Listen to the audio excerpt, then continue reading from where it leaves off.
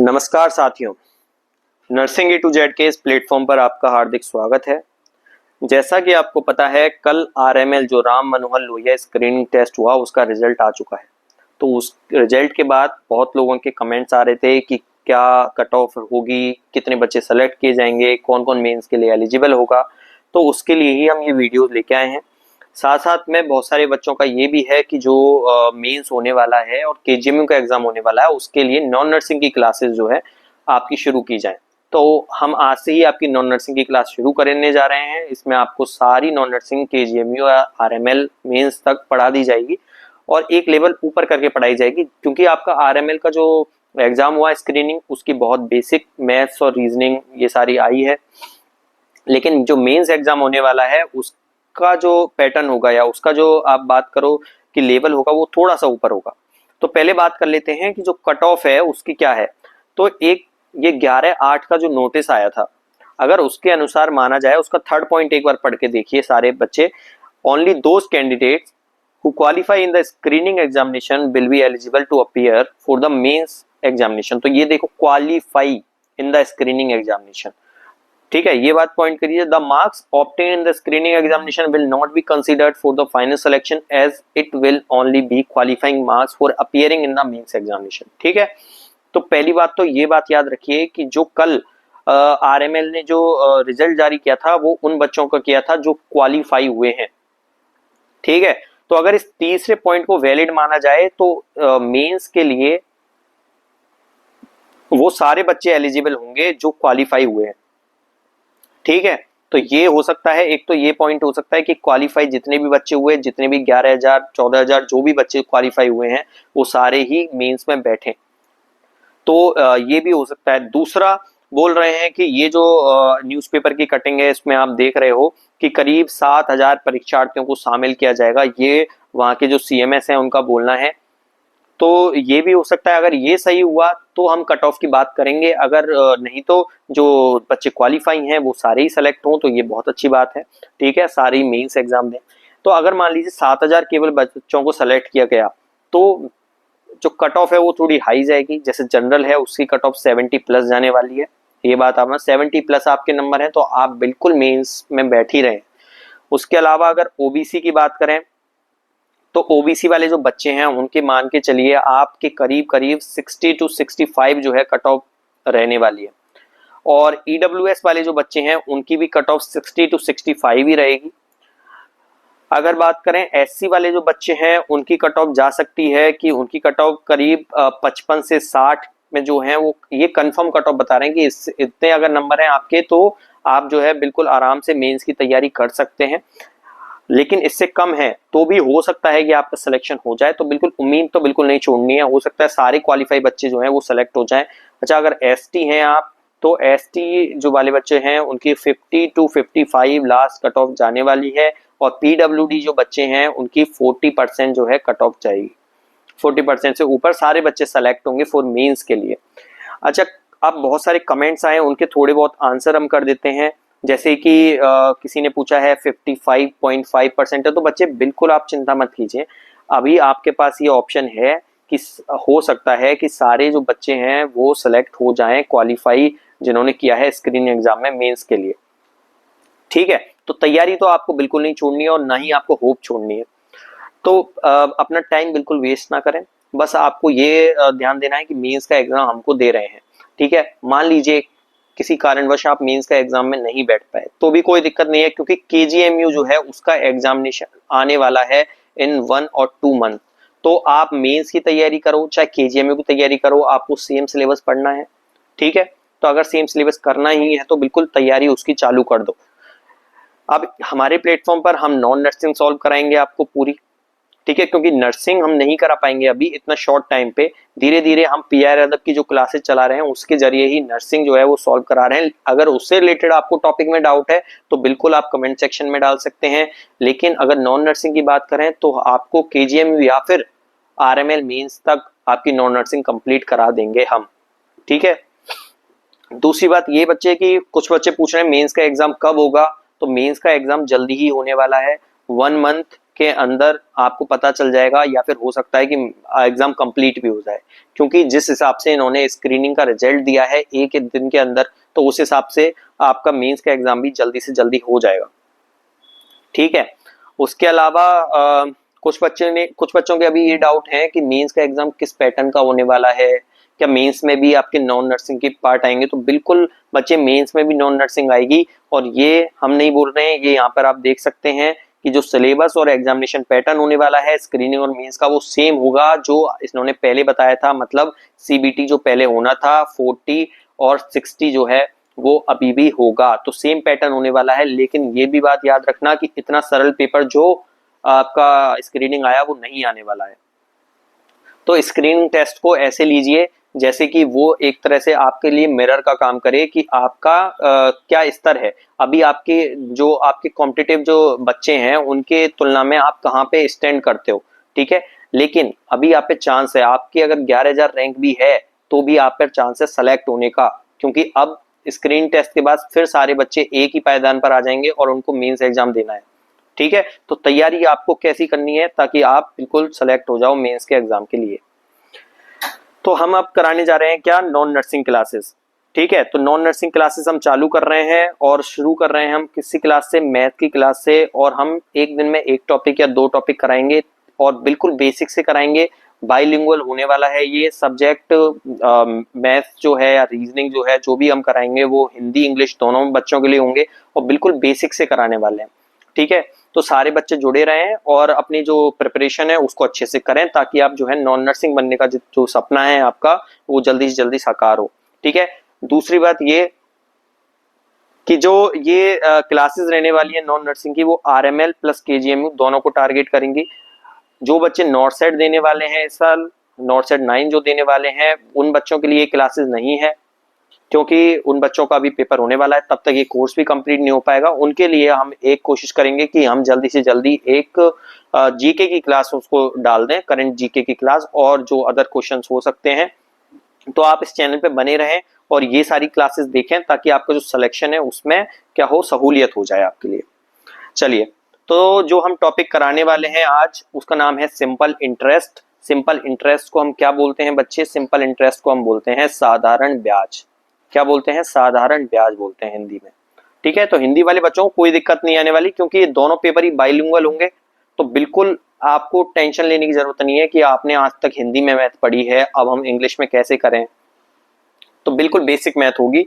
तो हम देखो, साधारण ब्याज बोलते हैं सिंपल इंटरेस्ट को, और सिंपल इंटरेस्ट जो है उसमें 3-4 चीजें हमको याद रखनी है, जैसे कि एक होता है प्रिंसिपल अमाउंट। ठीक है, तो principal amount, what is the principal amount? अच्छा, प्रिंसिपल अमाउंट होता क्या है? इसको बोलते हैं हिंदी में मूलधन, और मूलधन को हम शो करते हैं पी से। ठीक है, अभी आपके लिए इतना समझिए, मूलधन को पी से शो करते हैं। उसके बाद आता है आपका इंटरेस्ट रेट। क्या आता है? Interest rate. इंटरेस्ट रेट जो आता है उसको बोलते हैं ब्याज दर। ब्याज दर क्या होती है? इसको आर से शो करते हैं, इंटरेस्ट रेट। और एक आता है आपके पास टाइम, और टाइम जो होता है, समय जो होता है, उसको हम शो करते हैं टी से। अब इसमें क्या ध्यान रखना है कि जो टाइम है हमेशा हम ईयर में लेंगे। अगर टाइम मंथ्स में दे रखा है तो हम उसको ईयर में कन्वर्ट करेंगे। ठीक है, उसके अलावा जो रेट होगी, इंटरेस्ट रेट होगी, वो भी कैसी होगी? पर एनएम होगी। तो ये बात याद रखनी है, पर ईयर के हिसाब से होगी। ठीक है, तो ये चीज आपको बेसिक चीज है जो याद रखनी है। अब सिंपल इंटरेस्ट का एक फॉर्मूला होता है जो आप अपनी एक नोटबुक बना लीजिए, जिसमें 2 या 3 पन्नों में हम पूरी की पूरी मैथ्स की जो इंपॉर्टेंट बात करें फॉर्मूले होंगे या फिर कॉन्सेप्ट होंगे उनको हम बता देंगे। तो उस नोटबुक में आपको क्या नोट करना है कि सिंपल इंटरेस्ट का फॉर्मूला क्या होता है, और फॉर्मूला होता है P into R into T upon 100।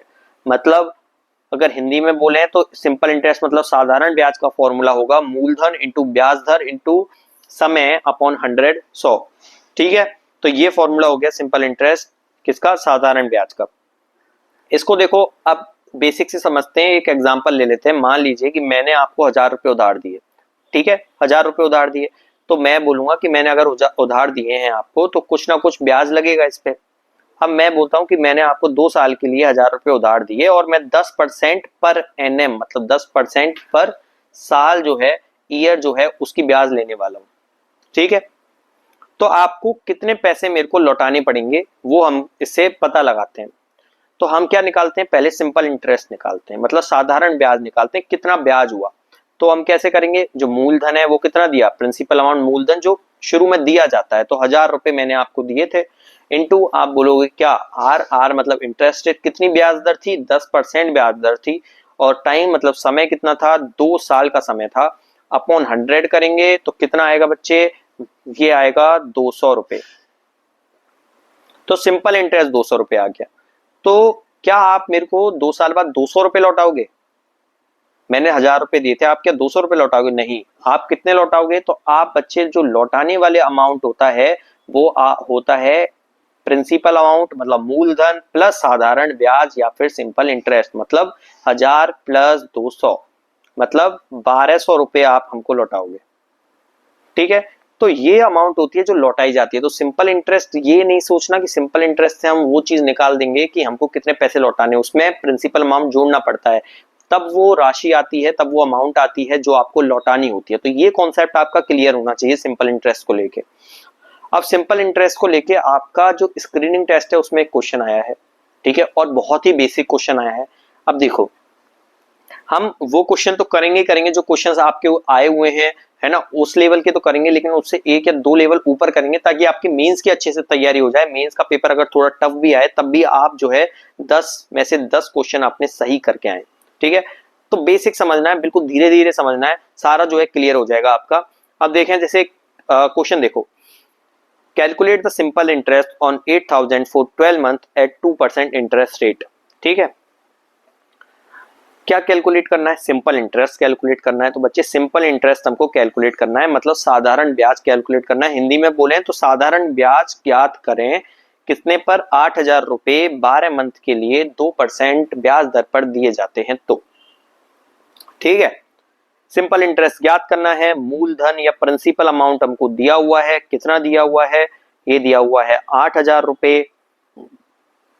उसके अलावा इंटरेस्ट रेट जो है, इंटरेस्ट रेट क्या है, ब्याज दर। ठीक है, क्या बोलेंगे, ब्याज दर। तो ब्याज दर, इंटरेस्ट रेट आपको दे रखी है, कितनी दे रखी है, 2%, और समय जो आपको दे रखा है, टाइम जो आपको दे रखा है वो कितना दे रखा है, 12 मंथ दे रखा है। अब आपको ये ध्यान देना है कि समय 12 मंथ दे रखा है, जबकि हमने क्या बोला था कि समय तो हमेशा ईयर में होना चाहिए। ठीक है, तो अगर समय ईयर में होना चाहिए तो समय को ईयर में चेंज कर लेंगे, तो टाइम को ईयर में चेंज करने के लिए क्या करेंगे, बटे 12 कर देंगे, 1 साल आ जाएगा, क्योंकि 1 साल में कितने मंथ होते हैं, तो 1 ईयर में 12 मंथ ही तो होते हैं बच्चे। ठीक है, तो ये कितना आ जाएगा, 1 साल आ जाएगा। तो अभी यहाँ पर आप मेरे को ये बताओ कि अगर मान लीजिए ये 18 मंथ होते तो हम कितना टाइम लिखते, तो 18 मंथ होते तो हम लिखते 1.5 ईयर। ठीक है, क्योंकि 12 प्लस 6 और 6 कितना हो गया, 0.5 हो गया, और 12 साल का 1 हो गया तो 1.5। तो इतना आपको बेसिक कैलकुलेशन जो है पता होनी चाहिए। तो यूनिट्स का आपको ध्यान रखना है कि अगर टाइम ईयर में लेना है तो ईयर में ही लेना है। अब हमको क्या निकालना है बच्चे, सिंपल इंटरेस्ट निकालना है। तो ये क्वेश्चन वही बन गया जो आपका आया था किस एग्जाम में, स्क्रीनिंग टेस्ट में, क्या, P into R into T upon 100। P क्या है, P है 8000, ब्याज दर कितनी है, 2% ब्याज दर है, समय कितना है, 12 मंथ का समय है, जिसको हमको क्या लिखना है, 1 साल, अपॉन 100 करेंगे, कितना आएगा, 8 दूनी 16, 16 सॉरी 160 रुपए आ जाएगा। तो सिंपल इंटरेस्ट 160 रुपए आ गया। तो क्या उस पर्सन को 160 रुपए देने पड़ेंगे उसको कितने, 1 साल बाद, नहीं, उसको अमाउंट अगर पूछे इसी क्वेश्चन में तो एक स्टेप ऊपर आते हैं, अमाउंट अगर पूछेगा तो simple interest plus principal amount हम बात करेंगे। तो प्रिंसिपल अमाउंट 8000 रुपए थी, सिंपल इंटरेस्ट 160 रुपए था, तो कितने पैसे लौटाने पड़ेंगे, 8160। तो हो सकता है अब तक आपसे सिंपल इंटरेस्ट पूछा हो, अगली बार आपसे अमाउंट का क्वेश्चन पूछ ले। ठीक है, इतना समझ में आया। चलिए क्वेश्चन नंबर 2 पढ़िए। The principal amount is rate 6000 and interest rate is 5% per annum, calculate the SI after 2 years. बच्चे ये क्वेश्चन आपके लिए एक प्रैक्टिस क्वेश्चन होने वाला है, आप इसको करेंगे और इसका जो आंसर है वो कहाँ देंगे, कमेंट सेक्शन में देंगे। ठीक है, कमेंट सेक्शन में देंगे।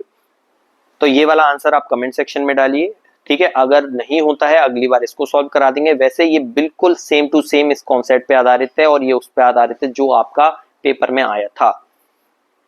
थर्ड क्वेश्चन देखो और कैसे क्वेश्चन बन सकते हैं सिंपल इंटरेस्ट से रिलेटेड। जैसे if the simple interest of sum of money for 3 years, तो इसने बोला कि एक साधारण ब्याज एक निश्चित अमाउंट के लिए, एक निश्चित पैसे के लिए 3 साल के लिए 8% पर एनएम, मतलब 8% पर एनएम कहीं लिखा हुआ मतलब ब्याज दर दे रखी है, ठीक है। अच्छा ये ₹720, ठीक है। कितनी है? 720। तो इसमें क्या दिया है बच्चे? सिंपल इंटरेस्ट दिया हुआ है 720। और क्या दिया हुआ है? टाइम इसमें दिया हुआ है कितना? 3 साल। और क्या दिया हुआ है? रेट इसमें दे रखी है 8%। क्या पूछा हुआ है? प्रिंसिपल अमाउंट पूछा है। आपको बेसिक याद करना है क्या? सिंपल इंटरेस्ट बराबर P into R into T upon 100। अब आपको क्या निकालना है? यहाँ से आपको निकालना है प्रिंसिपल अमाउंट। तो प्रिंसिपल अमाउंट हो जाएगा, मूलधन हो जाएगा साधारण ब्याज इंटू 100 अपॉन आर मतलब इंटरेस्ट रेट, ब्याज दर, इंटू टी मतलब समय। ये फॉर्मूला बन गया। तो आपको फॉर्मूला कौन सा याद रखना है? ये फॉर्मूला आपको याद रखना है, ये आपको वहीं बनाने हैं, ठीक है। तो ऐसा नहीं करना कि इससे चारों फॉर्मूले याद रखेंगे, ठीक है। P आपको निकालना है तो ऐसा ही आपको दे रखा है कितना? 720 दे रखा है, इंटू 100 कर देंगे। R आपको दे रखा है 8 और T दे रखी है 3। तो 8 नाम 72, 90, 3 3 9, 30। तो ये आ गया 3000। तो 3000 जो है मूलधन उसका होगा, ठीक है। तो एक क्वेश्चन बन गया ये कि प्रिंसिपल अमाउंट पूछ लेगा, क्या देकर? सिंपल इंटरेस्ट देकर, टाइम देकर और इंटरेस्ट रेट देकर। उसके बाद आ गया दूसरे टाइप का क्वेश्चन। देखो principal amount is rate 8000 and simple interest is rate कितना है? ₹960। मतलब प्रिंसिपल अमाउंट भी दे रखा है कितना? 8000 रुपए और सिंपल इंटरेस्ट दे रखा है कितना? 960 रुपए। क्या पूछ रहा है? आर पूछ रहा है और क्या दे रखा है? टाइम भी दे रखा है। मतलब वही 3 चीज दे रखी है, चौथी चीज पूछ रहा है। तो क्या बनाएंगे? फॉर्मूला बनाएंगे। कैसे? कि सिंपल इंटरेस्ट इंटू बराबर P into R into T upon 100। अब हमको T पूछ रहा है तो simple interest into 100 upon P into R, ठीक है। इस फॉर्मूले में पुट करेंगे वैल्यूज और आपके पास क्या आ जाएगा? सॉरी आर पूछ रहा था ना, तो आर यहाँ कर दो और टी यहाँ कर दो। तो आपके पास क्या आ जाएगी? इंटरेस्ट रेट जो है आपकी आ जाएगी। तो ये आपको समझ में आया होगा कि इंटरेस्ट रेट अगर पूछ ले 3 ये दे दे तो कैसे निकालेंगे। तो क्वेश्चन आंसर नंबर 4 ऐसे डाल के और इसका आंसर जो दीजिएगा कैलकुलेट करके इन द कमेंट सेक्शन, ठीक है। एक एक बच्चे का कमेंट चेक होगा और फिर अगर आपका गलत हुआ आंसर तो आपको सही आंसर भी बताया जाएगा, और अगर आप पे नहीं हुआ क्वेश्चन या नहीं समझ में आया अगली क्लास में आपको बताया जाएगा इसके बारे में। चलिए कैलकुलेट द टाइम रिक्वायर्ड। तो अब इसमें क्या पूछा है? तो बच्चे इसमें टाइम पूछ लिया है और क्या दे रखा है? प्रिंसिपल अमाउंट दे रखा है कितना? 5000 रुपए। सिंपल इंटरेस्ट दे रखा है 750 रुपए और एनुअल इंटरेस्ट रेट जो दे रखी है आर जो दे रखी है वो दे रखी है 5%। तो बच्चे इसमें टाइम ज्ञात करना है। तो ये क्वेश्चन भी आपके लिए क्या होगा? एक प्रैक्टिस क्वेश्चन हो जाएगा। ऐसे एक फॉर्मूला बनाइएगा और फॉर्मूला बना के उसमें वैल्यू पुट कीजिएगा और आपके पास निकल जाएगा। तो आप इसका भी आंसर कहाँ देंगे? कमेंट सेक्शन में देंगे। तो अब देखिए क्वेश्चन नंबर 6। अब देखो जो सिंपल इंटरेस्ट के अभी तक क्वेश्चन किए वो बहुत बेसिक क्वेश्चन थे, ठीक है। वो स्क्रीनिंग टेस्ट में आप आ चुके हैं या फिर अगर मेंस में भी आएंगे हो सकता है उन्हीं में से आ जाएं या एक दो लेवल ऊपर आए, या फिर मेंस में हो सकता है आपकी बार कंपाउंड इंटरेस्ट पूछ ले, ठीक है। तो हम कंपाउंड इंटरेस्ट अगली क्लास में कराएंगे, इसमें केवल सिंपल इंटरेस्ट कराएंगे आपको अच्छे से। तो अब क्वेश्चन बन सकता है देखो एक ऐसा कि प्रिंसिपल अमाउंट x दिया हुआ है, टाइम दिया हुआ है, रेट दी हुई है और अमाउंट दी हुई है 2x। पूछा गया है रेट पूछी हुई है। क्या पूछा है? रेट पूछी है। 3 चीजें दे रखी हैं, रेट इसने पूछी है। लेकिन हमारे पास जो फॉर्मूला है वो है सिंपल इंटरेस्ट का। क्या है? P into R into T upon 100। लेकिन क्या हमने आपको बताया था कि अमाउंट क्या होती है? तो हमने बताया था अमाउंट जो होती है वो होती है P plus SI simple interest, ठीक है। अमाउंट क्या है? जो लौटाई जा रहा है, जो पैसे जब हम लौटाते हैं तो हम लौटाते हैं मूलधन प्लस साधारण ब्याज। तो अगर अमाउंट की बात करेंगे तो P क्या है? तो अमाउंट हमको दी हुई है, तो यहाँ से क्या निकाल सकते हैं, यहाँ से साधारण ब्याज निकाल सकते हैं। SI क्या होगा, अमाउंट 2x है और माइनस P क्या है, x, तो ये क्या हो गया, x आ गया, क्या, सिंपल इंटरेस्ट।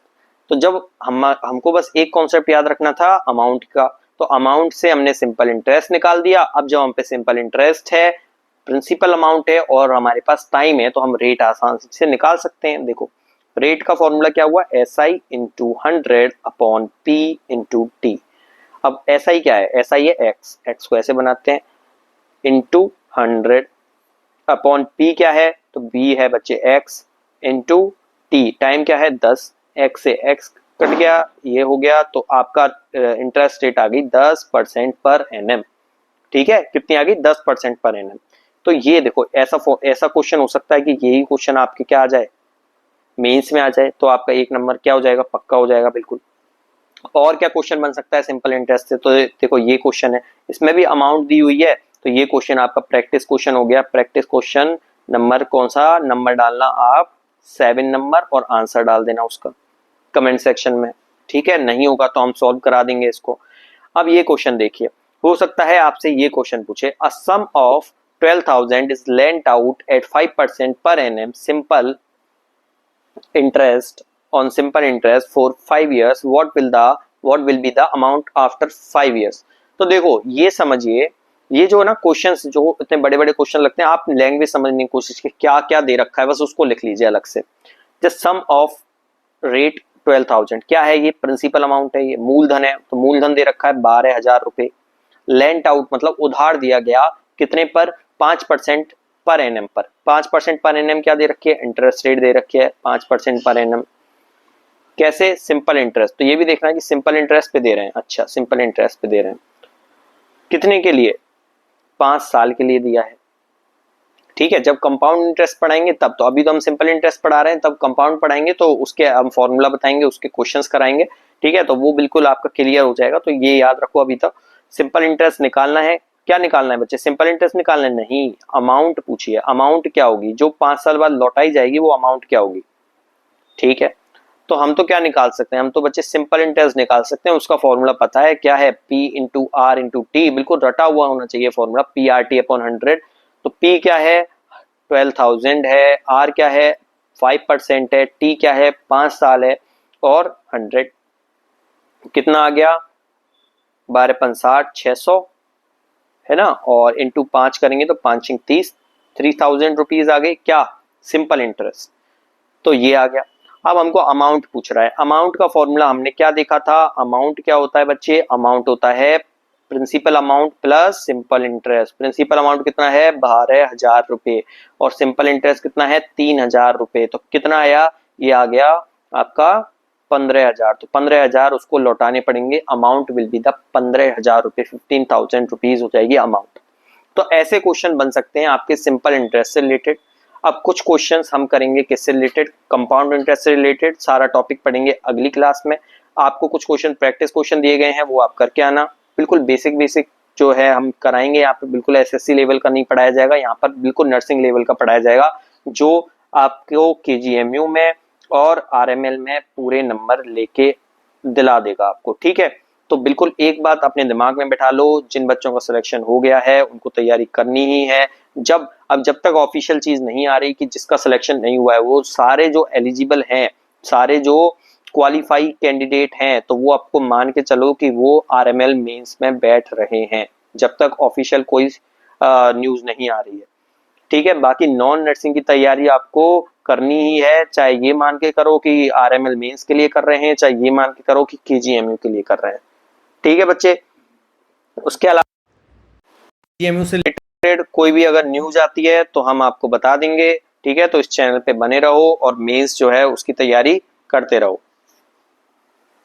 ठीक है, अगर मान लो इस बीच में SGPGI का भी अगर कोई वैकेंसी आती है तो उसमें भी सेम सिलेबस रहता है 40+60 का। तो ये नॉन नर्सिंग जो है आपकी SGPGI, KGMU और चाहे आप RML या ESIC जो भी नॉन नर्सिंग वाले वो हैं, उन सबके लिए जो है क्या रहेगी, हेल्पफुल रहेगी। ठीक है, चलिए, धन्यवाद।